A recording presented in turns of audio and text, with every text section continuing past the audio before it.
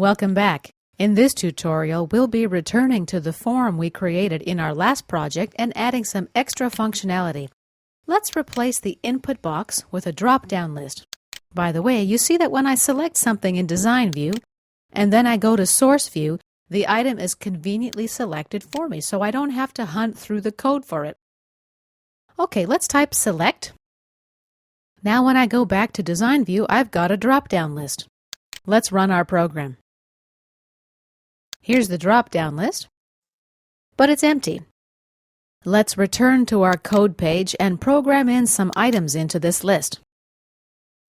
We select the page and an event. Let's choose Load. Let's go back and change the name for the select tag too. It's still called txt2. Let's call it Select1 instead. Okay, back to our code page. Now we'll type some code. Select1, period, items, period, add, open parenthesis, 1. Let's copy this line of code. Right-click and copy, and we'll paste it here and again. Now let's just change the numbers to 2 and 3.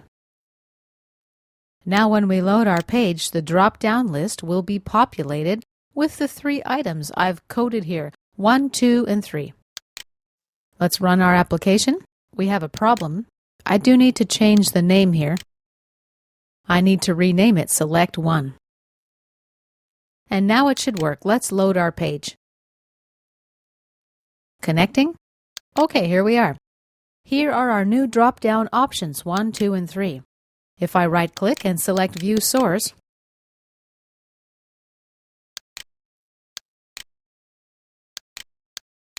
let's go find that part of the code.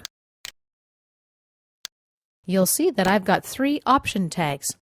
The server created the correct HTML syntax based on the code that I wrote. The value is equal to 1 and the user sees the number 1. Technically, you can delete this part and it should still work actually. Let's select the number 2. I'm not going to put anything here. Click Submit. Everything seems to be working fine.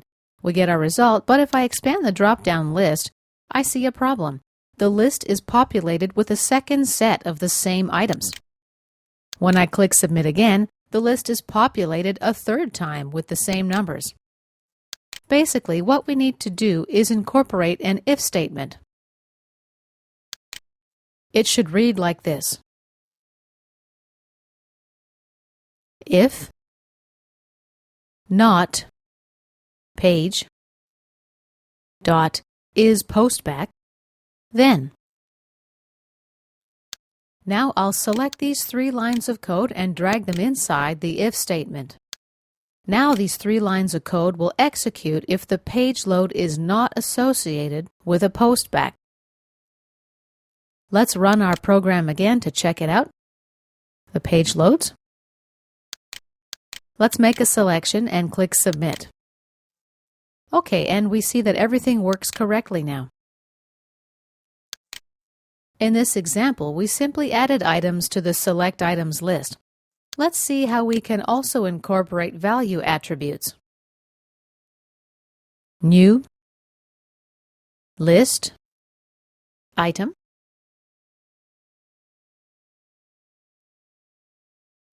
one, comma, 1.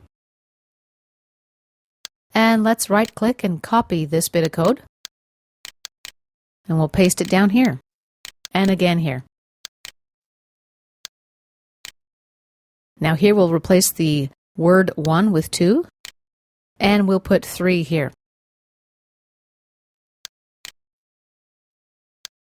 And change the numbers as well appropriately. What I've done here is create a list item object for each item in the list. We also need to modify the code that does our calculation. Dim my item as list item. equals select one, period, items. Select one, dot, selected index. Let me widen our code page a little bit.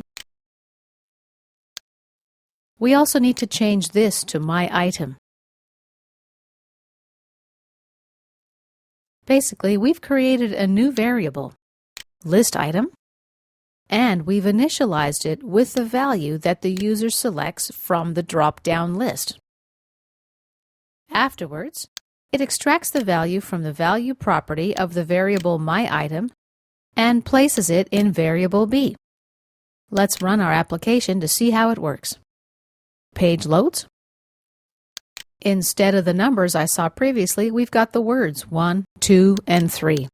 When I select 2 and click Submit, the number 2 shows. Same thing if I select 3. And now let's test our calculation. Submit. Yes, it works. Now let's check the source code. Right-click, View Source. Here's the HTML representation of the code that we just wrote. And this concludes our tutorial on adding additional functionality to our previous form.